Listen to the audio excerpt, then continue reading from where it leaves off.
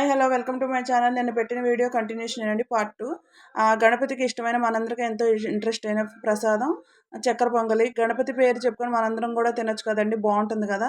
అలాగే నేను ఒక బాండీలో పెసరపప్పు వేయించేసుకున్నాను. తర్వాత వేయించిన దాంట్లోనే బియ్యాన్ని కూడా కొంచెం అట్లా అట్లా టాస్ చేశాను. ఒక తెప్పాడులోనేమో ఎసరు పెట్టుకున్నా.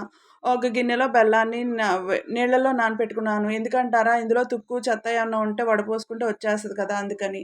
ఇంకో విషయం ఏంటంటే, ఇక్కడ ఓ పక్కన డ్రై ఫ్రూట్స్ కూడా ముందుగానే రెడీ చేసి పెట్టుకున్నానండి. ఎందుకంటే ఒకే రోజు నేను 5 ప్రసాదాలు వినాయకుడికి పెట్టామండి మా వీధి గణపయ్యకి.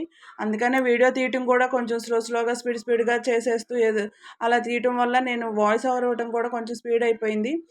తర్వాత ఒక బాండీలో ఈ డ్రై ఫ్రూట్స్ అన్నీ వేయించుకోవాలి కదా, అదే వేయించుతున్నానండి. కొంచెంగా వేయించుకుంటే ఎన్నిసార్లన్నీ ఆ గిన్నెలో వేసుకుంటామని చెప్పి ఆహ్, ఒకేసారి అందులో పోసేసాను. ఇంకో పక్కేమో పాకం కూడా ఉడుకుతుంది. పాకం అంటే తీగ పాకము కాదు, అటు ముదురు పాకం కాకుండా చేసుకున్నానండి. ఎప్పుడూ అయితే కుక్కర్‌లో పెట్టేసి రైస్ వండుకునేదాన్ని. ఈసారి ఎక్కువ రైస్ కాబట్టి కొంచెం గంజిలాగా వంచుకున్నాను.